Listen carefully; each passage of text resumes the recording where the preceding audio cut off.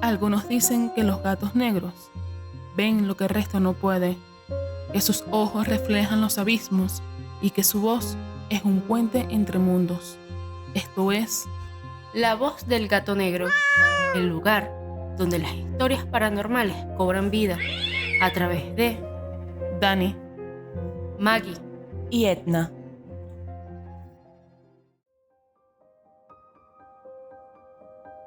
Desde hace más de un siglo, en habitaciones iluminadas apenas por la llama de una vela, en casas abandonadas, en medio de sesiones espiritistas o incluso en reuniones de adolescentes buscando emociones fuertes, ha estado ahí, en silencio, siempre dispuesta a que alguien juegue con ella. Sí, estamos hablando de la Ouija. Ese trozo de madera, o a veces dibujada en una simple hoja de papel, es una puerta para comunicarnos con el más allá. Ese objeto, que ha causado curiosidad y temor por generaciones, nació mucho antes de que Hollywood la convirtiera en un ícono de terror.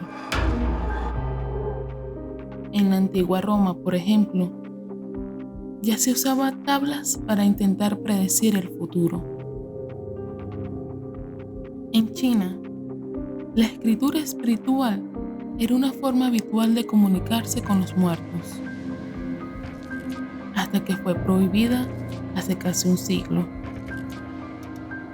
La obsesión por hablar con los espíritus es tan antigua como la muerte misma. Y durante la época victoriana, esa obsesión creció. Fue ahí cuando el abogado e inventor llamado Elijah Bond patentó lo que hoy conocemos como la tabla Ouija. Era 1890 y nadie podía imaginar el alcance que tendría esa invención.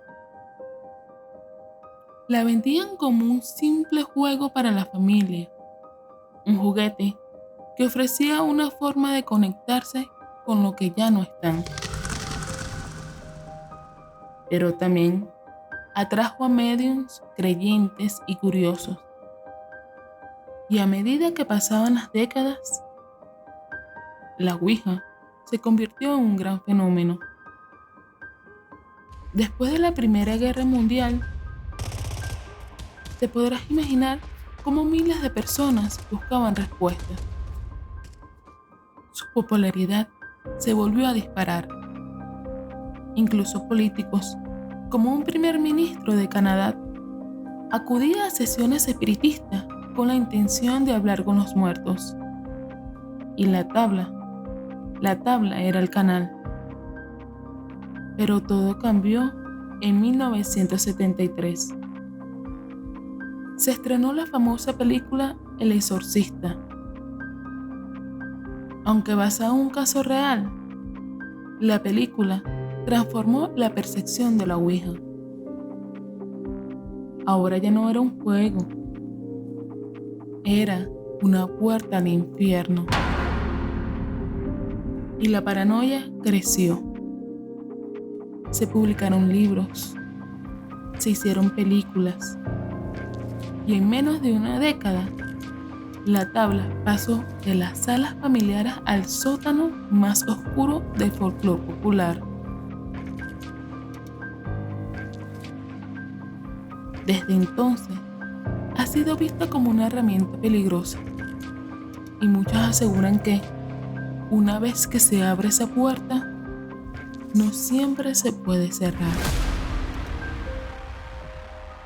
Bien, espero que estés preparado para escuchar testimonios reales, cuyas víctimas dicen que la tabla no solo les respondió, sino que arruinó sus vidas.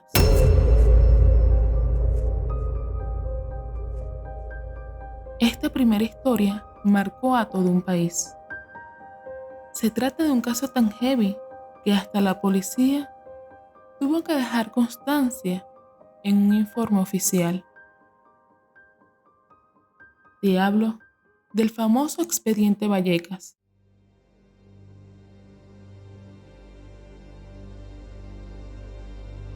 Todo empieza en Madrid, a principios de los años 90.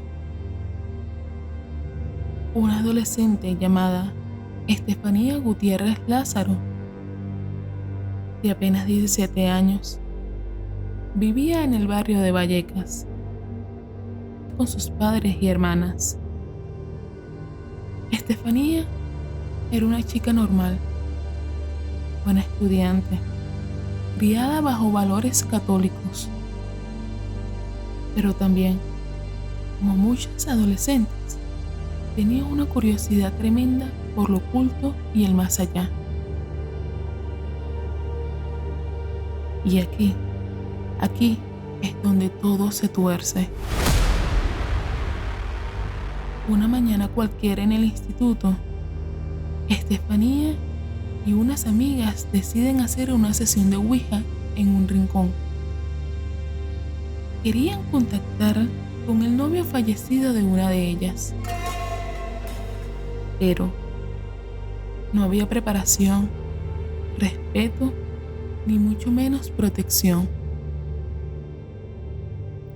Durante la sesión, fueron interrumpidas por una profesora que, al ver lo que hacían, se molestó mucho. Rompió la tabla, el vaso que usaban como puntero. Y justo en ese momento, según las chicas, salió una especie de humo blanco del vaso roto, que fue directo a la cara de Estefanía. Digamos que este fue el momento cero. A partir de ahí, la vida de Estefanía se volvió un infierno. Bueno, y no solo la de ella. Más tarde, la de su familia también. Estefanía comenzó con convulsiones, algo así como ataques epilépticos. Luego vinieron las alucinaciones, sombras que las echaban en su cuarto, figuras negras con formas huesudas que la observaban. Su voz cambiaba, hablaba en un tono más grave, ronco, como si fuera otro ser. Pero lo peor es que los médicos no encontraban una explicación. Nada cuadraba, ni el diagnóstico ni el tratamiento, y nadie sabía qué le pasaba realmente. El 13 de julio de 1991, Estefanía tuvo un brote violento. Atacó a su hermana Marianela sin motivo aparente. Al día siguiente, cayó en un estado catatónico. Fue llevada al Hospital Gregorio Marañón, donde partió de este mundo esa misma madrugada. Los forenses no pudieron determinar una causa clara. Colocaron en el informe muerte súbita, inexplicable. Y ahí podría haber acabado todo, pero no. Porque la verdadera pesadilla empezó después de su muerte.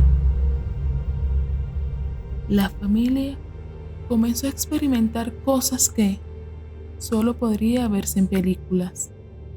Pero esto era real. Lo que estaban viviendo, lo estaban viviendo en carne propia. Voces, ruidos en mitad de la noche, objetos que se movían solos. La televisión se encendía y apagaba sin estar enchufada. una figura negra y sin rostro apareció en el pasillo. Las hermanas pequeñas de Estefanía despertaban gritando, diciendo que algo golpeaba sus muñecas contra la pared. La madre, Concepción Lázaro, juraba que escuchaba a su hija muerta gritar su nombre desde dentro de la casa. Mamá, mamá, mamá, Concepción, Concepción.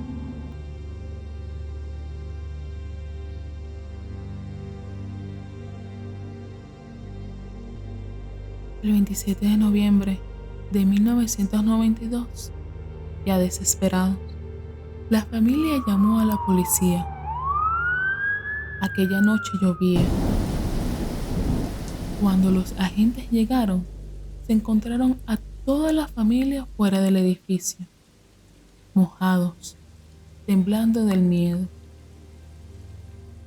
El inspector José Negri y 2 agentes entraron a la casa. Lo que vivieron ahí dentro, según sus propias palabras, no tienen explicación racional. Una puerta de armario se abrió violentamente, pese a estar cerrada con llave. Ruidos de golpes secos desde el balcón, pero no había nada. Una cruz arrancada de la pared y con marcas de garra sobre este. Una especie de baba marrón apareció en una mesita de noche. Y la temperatura bajaba bruscamente en algunas zonas. Todo esto fue escrito en un informe oficial de la policía, un documento real, firmado por el inspector, que hoy en día se considera un archivo de culto para los más estudiosos del misterio.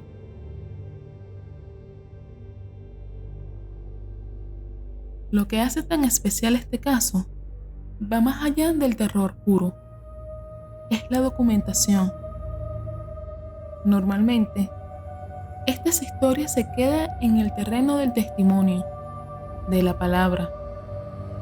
Pero aquí hubo un informe policial. Durante los años siguientes, investigadores, periodistas o incluso el famoso presentador Iker Jiménez analizaron el caso desde todos los ángulos. Algunos expertos apuntan a sugestión colectiva, histeria familiar o incluso enfermedades mentales no diagnosticadas. Otros no tienen duda de que fue una manifestación sobrenatural. Y como pasó con el exorcista, este caso ha servido como inspiración para la pantalla grande. En 2017, el director de cine Paco Plaza se inspiró en este caso para dirigir la película Verónica. Aunque se tomó licencias creativas, la base sigue siendo el expediente Vallecas. Y si bien es cierto que años después la familia Gutiérrez Lázaro se mudó, puesto que en la casa ya no quedaba paz, los nuevos inquilinos nunca reportaron nada extraño. Tal vez lo que había allí solo lo querían a ellos. Y un dato más, que no debe pasar por alto. El 1 de noviembre de 1993, 2 años después de la muerte de Estefanía, su fotografía colgada en la sala se incendió. Lo curioso es que solo se quemó el rostro de Estefanía. Ni el marco, ni la pared, ni los objetos cercanos resultaron dañados. Vaya, Apuesto que el expediente Vallecas le erizó la piel a más de uno. ¿No lo creen? Vallecas es de esos casos que te dejan pensando en él por un largo rato, en especial por el informe de la Policía Nacional que avala que hay cosas que no tienen explicación, por lo menos no en esta dimensión. Y si les soy sincera, esto fue lo que realmente me gustó. Pero bueno, si ustedes creen que estos eventos tan reales son algo del pasado, déjenme decirles que no lo son. Porque la siguiente historia es más actual de lo que muchos piensan y parece ser tan real como la del caso Vallecas. Resulta que hoy en día hay un demonio que se ha hecho viral en internet. Sí, como lo escuchan, es muy sonado en la web. Este responde al llamado de la Ouija. Y bueno, dicen que a veces hace acto de presencia sin ser invocado. Lo que sí es indiscutible es que esta entidad ha marcado la vida de mucha gente alrededor del mundo. Te hablo del fenómeno Zozo. Y la historia de Darren Evans es la prueba de que a veces un simple juego puede abrir una puerta que nunca, jamás vas a poder cerrar.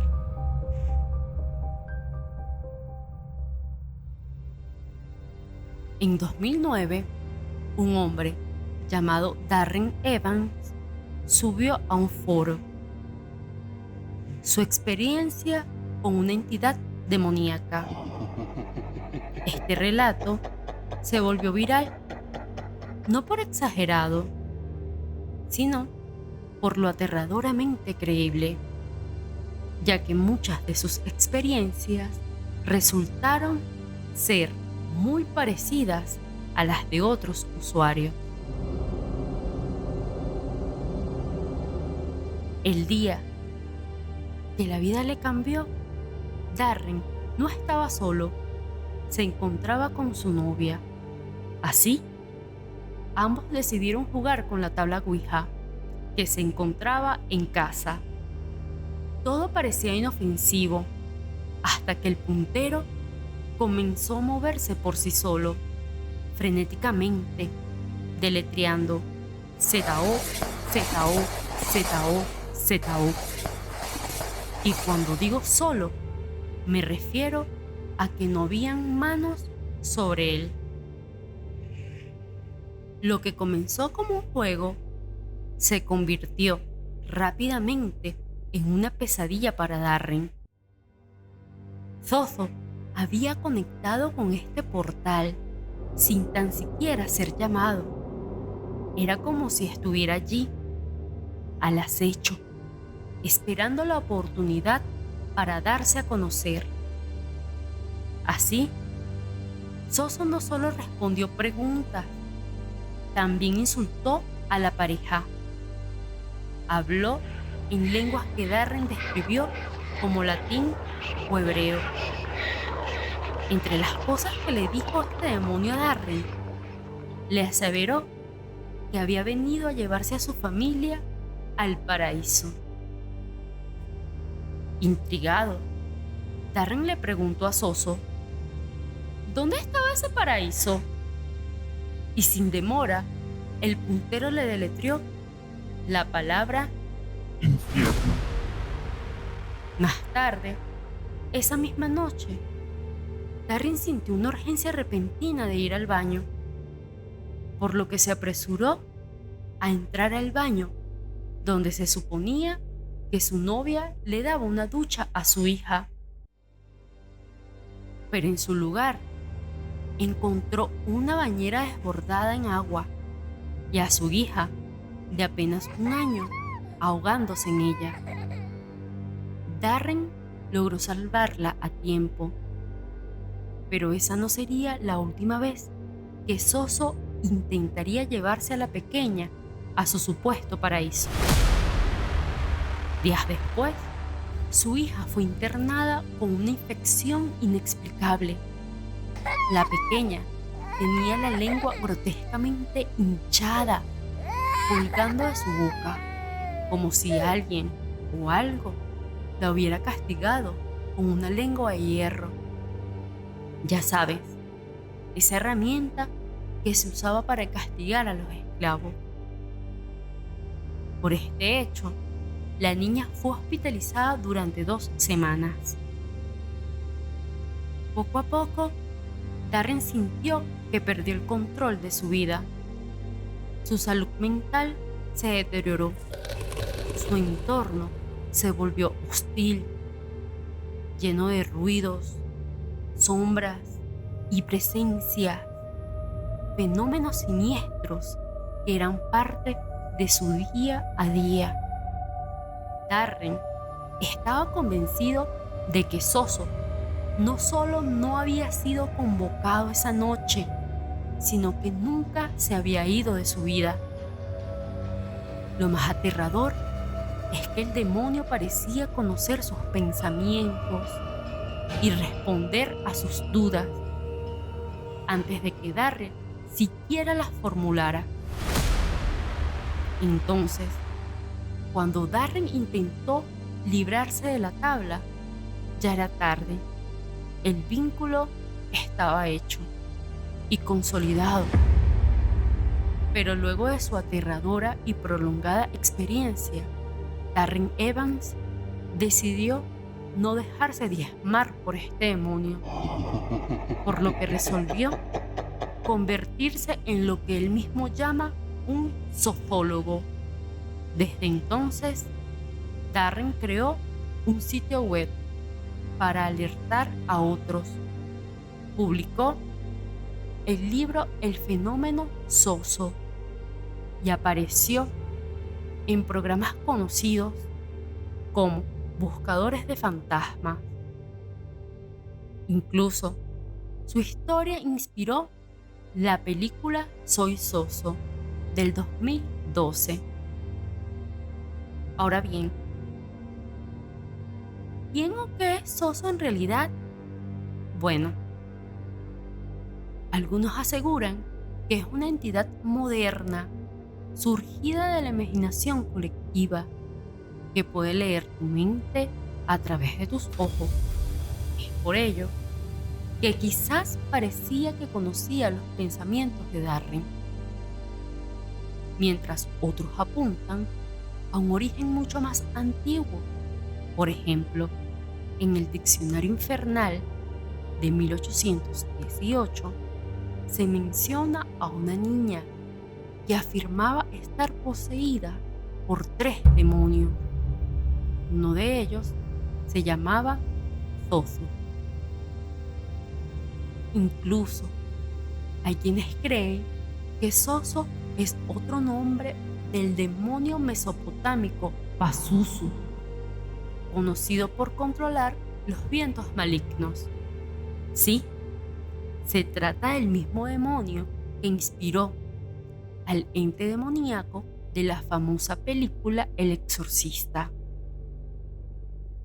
Se dice que Soso es posesivo, que si alguna vez lo invocas, no importa si luego usas otra tabla Ouija, siempre será él quien responda, que no permite que otros espíritus se acerquen y que si una vez entra en tu vida, nunca se va del todo. Que cuando intentas comunicarte con el más allá por medio de la Ouija, Soso a menudo trata de usurpar a un ser querido fallecido. Incluso te responde como si en realidad fuera este. Pero cuando se le pone a prueba, cuando se vendan los ojos de la persona que invoca, sus respuestas fallan, porque no puede leerle la mente a la persona. También se dice que odia que se burlen de él. Por ejemplo, si lo llamas buzo o si ríes en su presencia, su respuesta es brutal. Hay informes de posesiones inmediatas, desapariciones y hasta de muertes. Hay quienes aseguran que Soso es un demonio que pide intimidad física. Dicen que se alimenta de ella. Este demonio afirma querer amor, pero sus actos solo generan miedo. Aquí cabe preguntar, ¿qué clase de entidad pide amor mientras amenaza con destruir a tus seres queridos? Muchos creen que al terminar la sesión diciendo adiós, se rompe el vínculo, pero los que han conocido a Soso saben que no es así. La entidad permanece, se manifiesta en sombras, ruidos inexplicables, sueños lúgubres, heridas misteriosas, en fin, una real pesadilla. Incluso tus mascotas tienen comportamientos erráticos una vez que sienten la presencia de este demonio. Por todo lo relatado, Darren Evans nunca volvió a ser el mismo. Su vida cambió para siempre. Ahora bien, ¿ustedes qué creen? ¿Darren fue víctima de una fuerza oscura? ¿O quizás fue el primer testigo moderno de algo que lleva siglos esperando ser liberado? Sea lo que sea, Soso no es un juego. Él está a la espera de que abras el portal con la Ouija para entrar a tu vida. Y nunca, pero más nunca, salir de ella.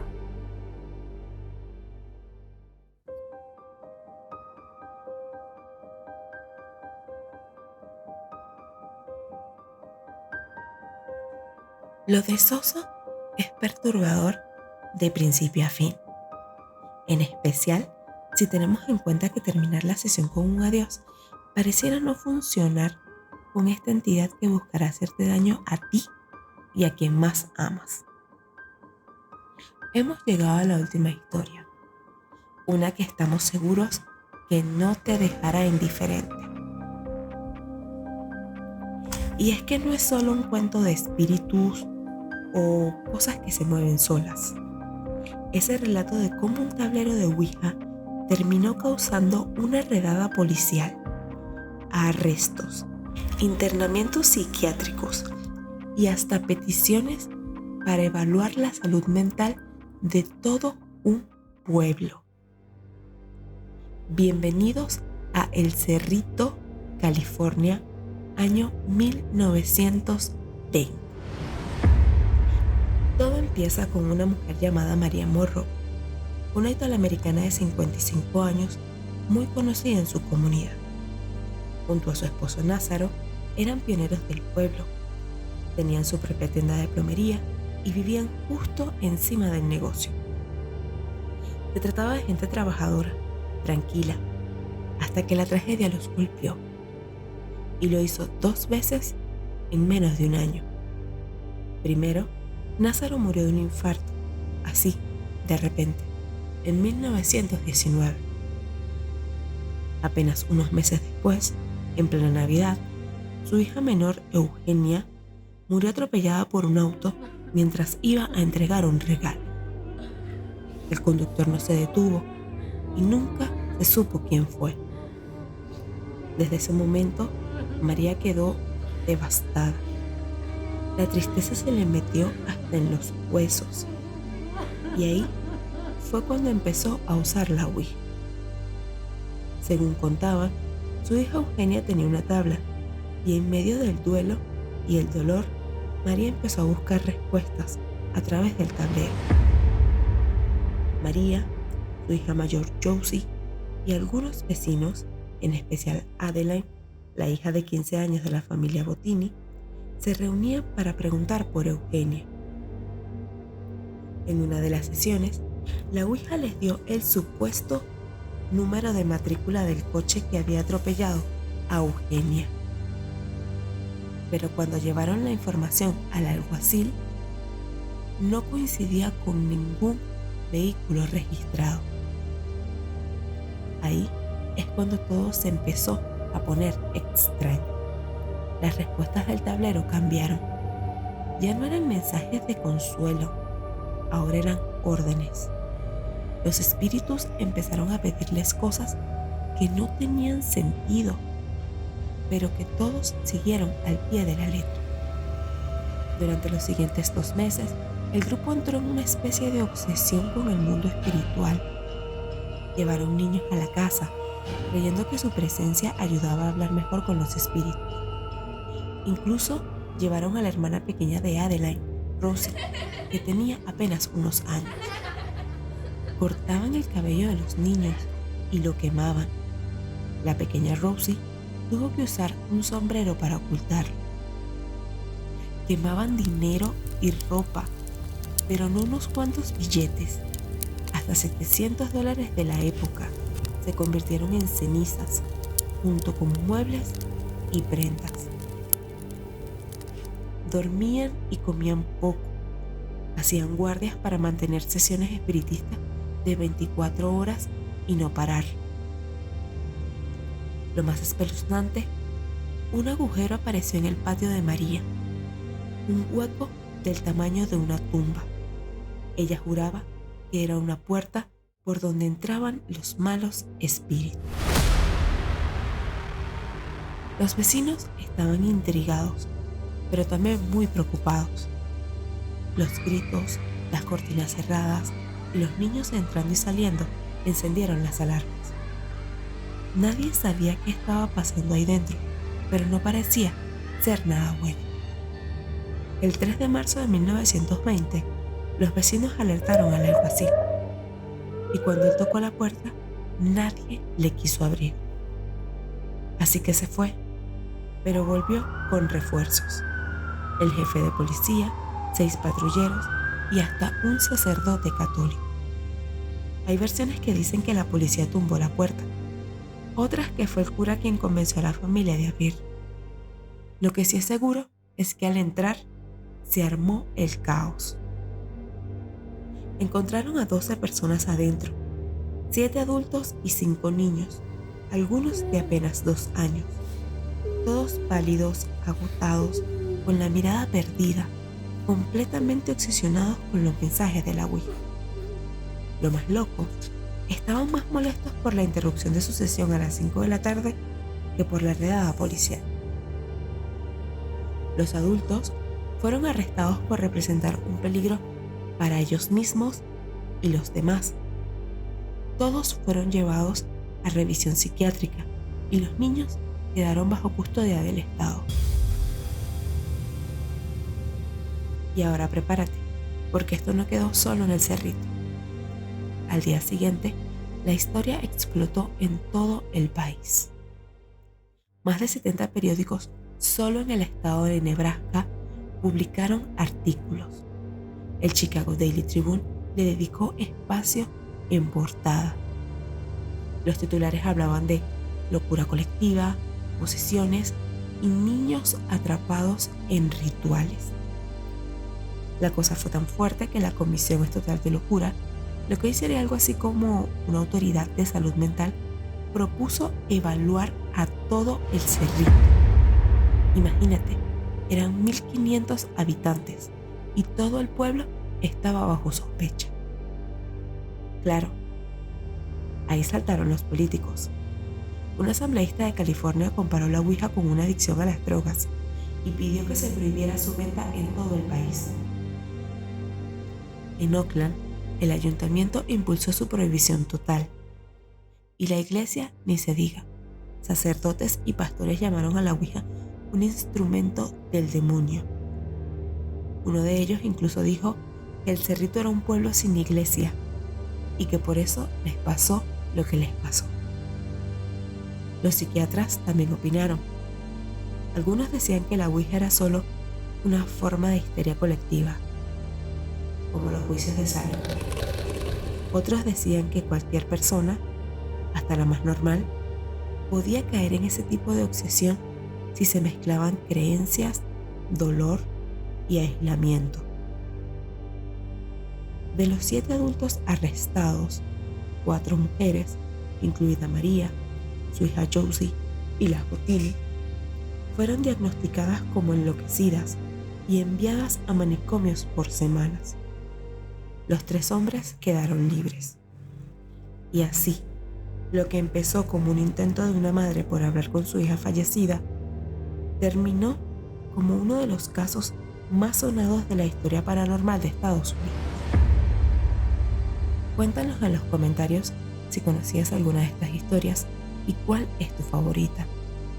Además, si te ha gustado este viaje a lo desconocido, no olvides darle me gusta y suscribirte a nuestro canal para no perderte más historias reales. Hasta la próxima y recuerden, la oscuridad siempre guarda secretos.